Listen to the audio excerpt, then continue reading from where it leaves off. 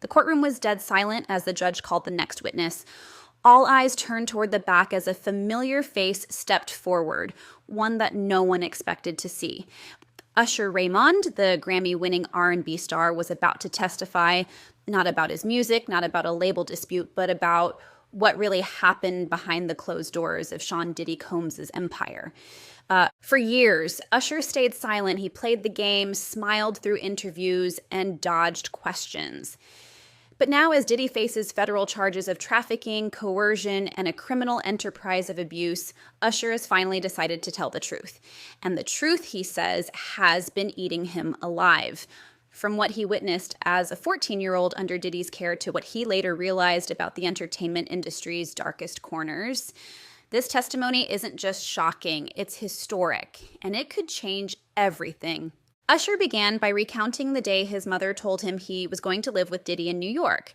At the time, he was just 14 years old, fresh off his debut album and eager to rise in the ranks of the music industry. L. Reid had arranged the mentorship with the belief that being around Diddy would fast-track Usher's success.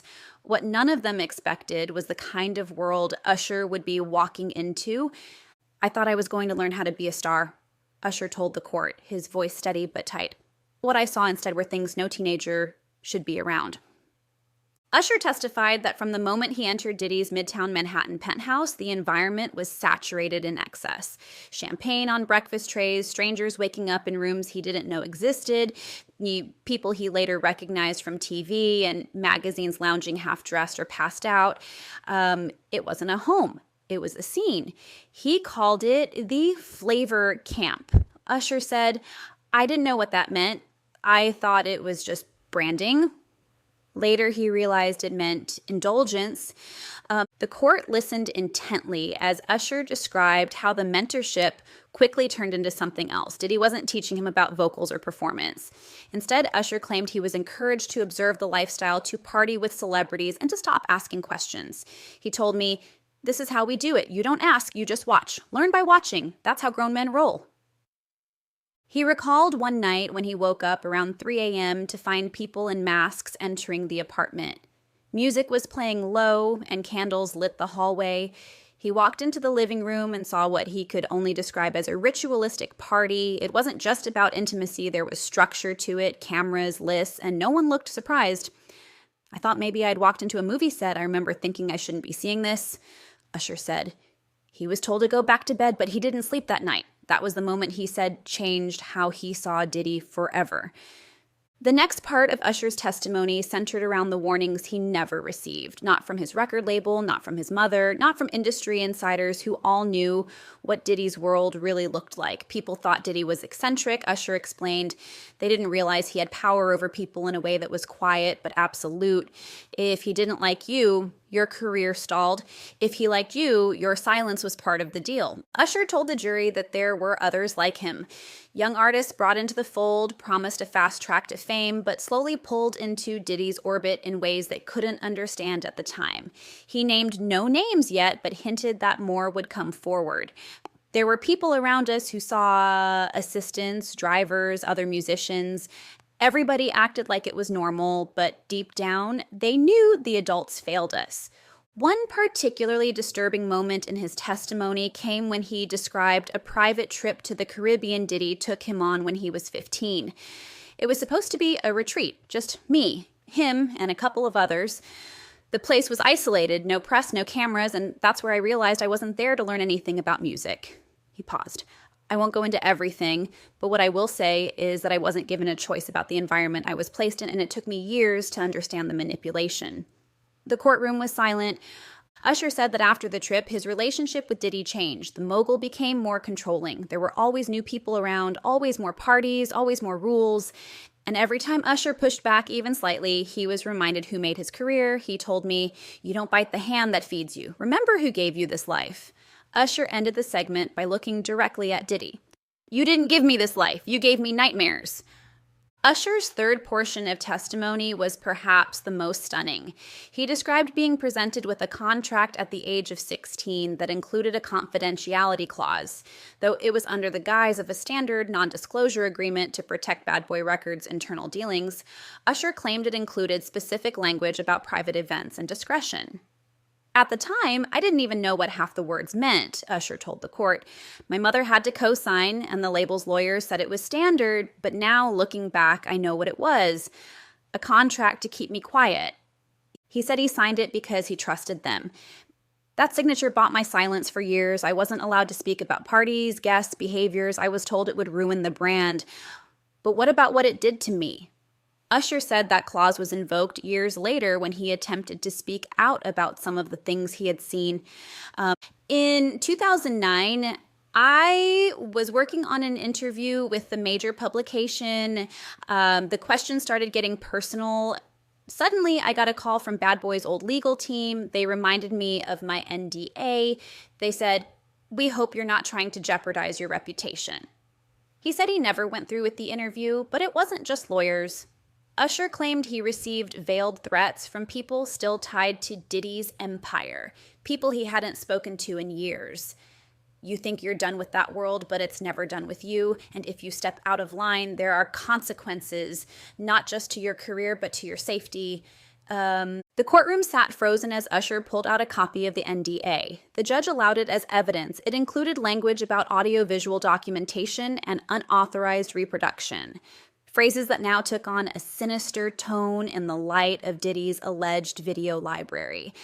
Usher's voice cracked slightly. That document made me feel like I was crazy for years, like everything I saw, everything I felt wasn't real because I wasn't allowed to say it out loud. Usher's voice wavered as he described a lesser-known moment from 1996. When he was just 17 years old and Diddy took him to an exclusive mansion party in Atlanta. It was a pivotal moment that would reshape how he viewed the man he once saw as a mentor. According to Usher, Diddy was in full party host mode with a house filled with celebrities, models, and mysterious men who didn't seem connected to the music industry at all. Usher said he wasn't expecting what he saw next. The house was lavish, marble floors, security at every door, a DJ spinning until sunrise, but what stood out wasn't the luxury, it was the secret room. Usher told the courtroom he remembered Diddy whispering to one of the security guards who opened a locked door at the back of the mansion. "You're not ready for that yet," Diddy said to him with a grin.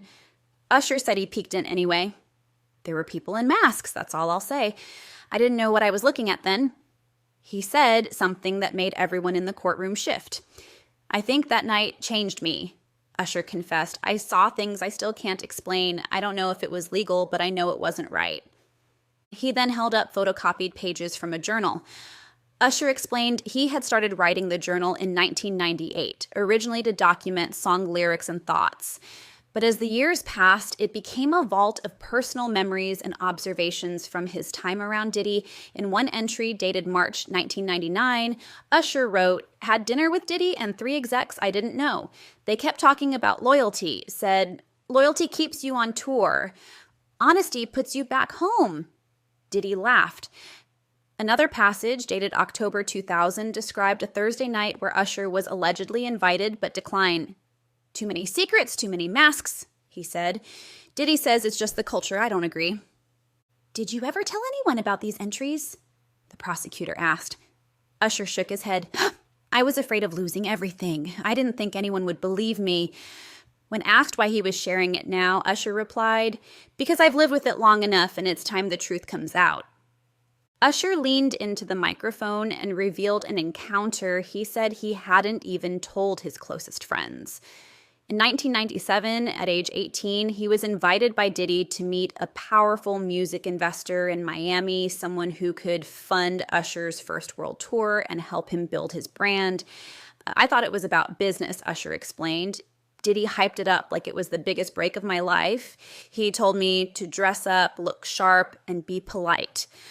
When Usher arrived at the penthouse suite at the Satai Hotel, he found 3 men lounging in robes with high-end champagne and several young women sitting quietly in the background.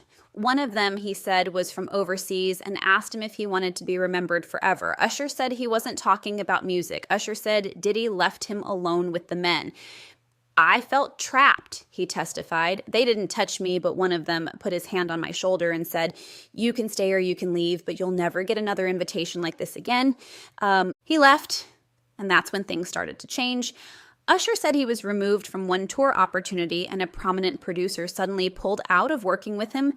No one ever said it was because I left that suite, Usher explained. But after that night, doors that had always been open suddenly shut. Usher also testified that Diddy showed him a disturbing clip from a handheld camera a few weeks later. He laughed as he played it back. It was of another young artist. He was doing something I know he wouldn't have agreed to unless someone made him do it. "Did Diddy threaten you?" the attorney asked. Usher paused. He didn't have to. The people around him, did they? They didn't use words. They used silence and exile.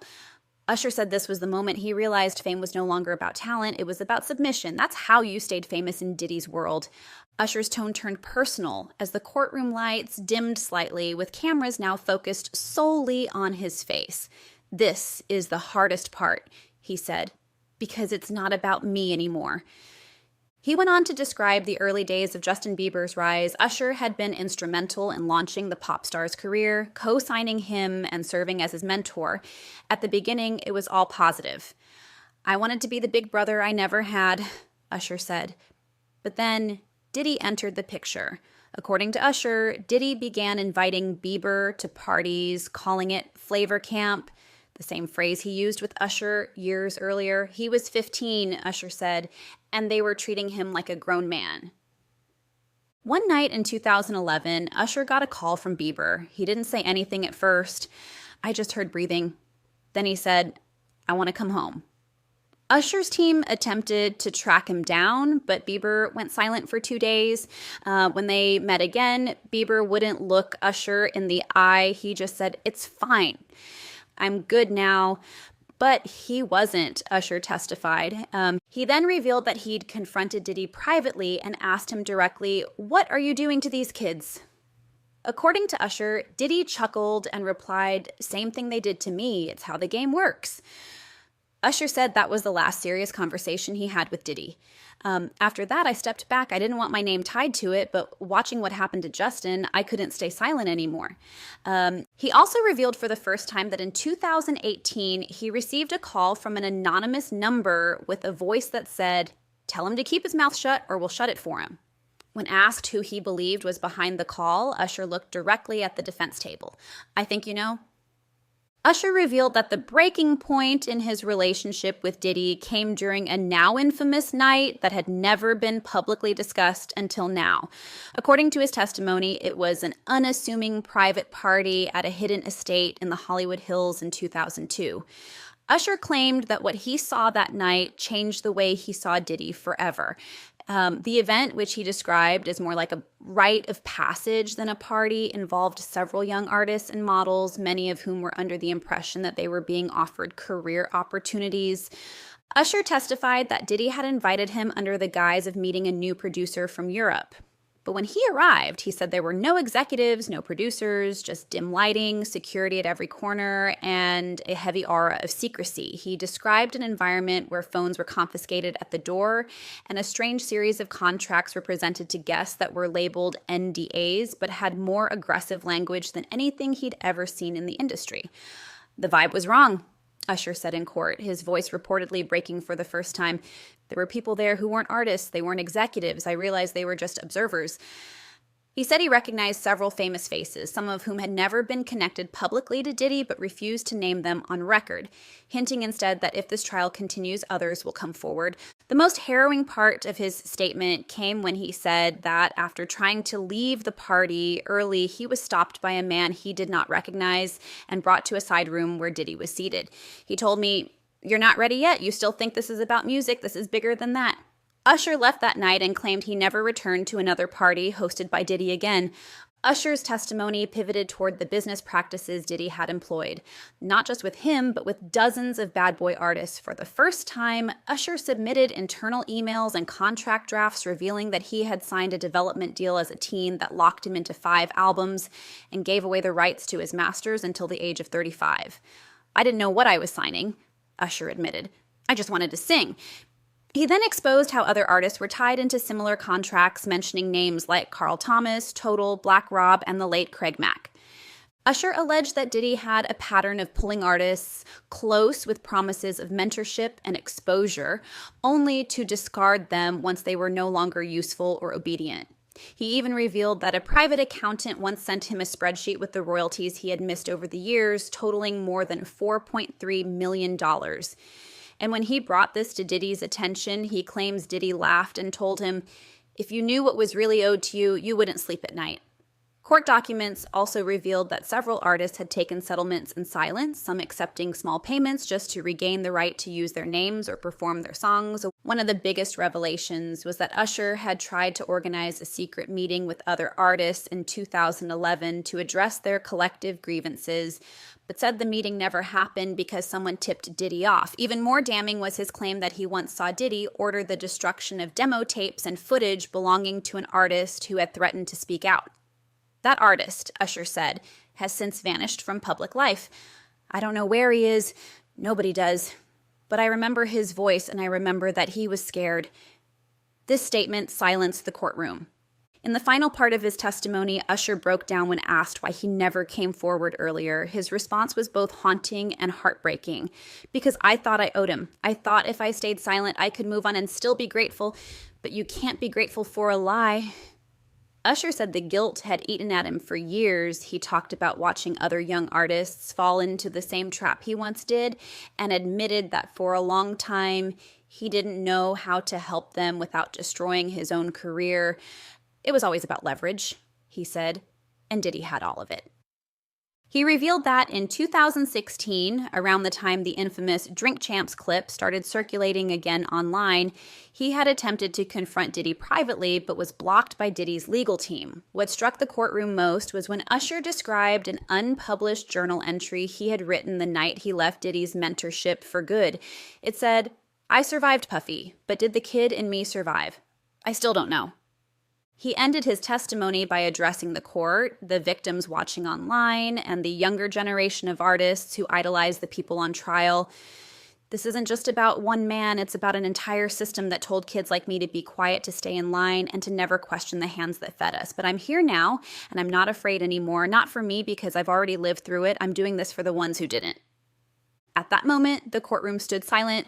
What began as a federal case about racketeering and trafficking had turned into something much bigger, a reckoning for decades of silence in the music industry. What the public never knew until now is that at the height of his early fame, just after releasing 8701 in 2001, Usher quietly disappeared from the spotlight for a full week. Industry insiders assumed he was taking a break from the grueling tour schedule, but in court, Usher revealed that he was checked into a private mental health facility in Northern California under a false name. According to his testimony, the cause of the breakdown stemmed from unresolved trauma that dated back to his time living with Diddy as a teen. Usher admitted that he had started experiencing panic attacks shortly after turning 20, often triggered by seemingly innocuous things: flashing lights, tight crowds, certain types of music. At first, he didn't understand the connection, but it all came rushing back one night while staying in a hotel in New York, a building that coincidentally used to be the location of one of Diddy's infamous parties. "I walked into the hallway and I smelled the same brand of candles he used to burn," Usher told the court. "My whole body froze. I started shaking. I couldn't breathe." That night, his team rushed him to the clinic where he stayed under observation for 5 days. What he shared with the in-house psychiatrist, he told the jury, is something he had never revealed publicly before. "I told him I saw things no kid should see. I lived in a world where power meant silence and survival meant smiling through it. That house wasn't just a crash pad. It was a place where dreams were sold, but your soul was the price." Usher testified that the psychiatrist diagnosed him with PTSD, a revelation that stunned both the courtroom and his fans watching from outside. He said it took nearly 2 years of therapy before he could sleep through the night without recurring nightmares. Though Usher never named others who may have gone through the same thing, he hinted that several other young artists who had similar relationships with Diddy had also disappeared or suffered emotional breakdowns but were too afraid to speak. I was lucky. I had the money to get help, but some of the others didn't. One of them overdosed, another tried to take his life, and a third, he just vanished. When asked why he kept this a secret for over 2 decades, Usher didn't flinch. Because nobody would have believed me. In 2001, Puffy was untouchable, and I was just the kid with the voice. But now the world is ready to listen. The court went still, not just from the confession, but from the implications it carried, that behind every platinum record, every Grammy speech, and every sold-out show, there may have been a silent war happening inside the mind of a young artist just trying to survive. And now finally he was speaking up, not just for himself, but for every voice that had been drowned out by the music.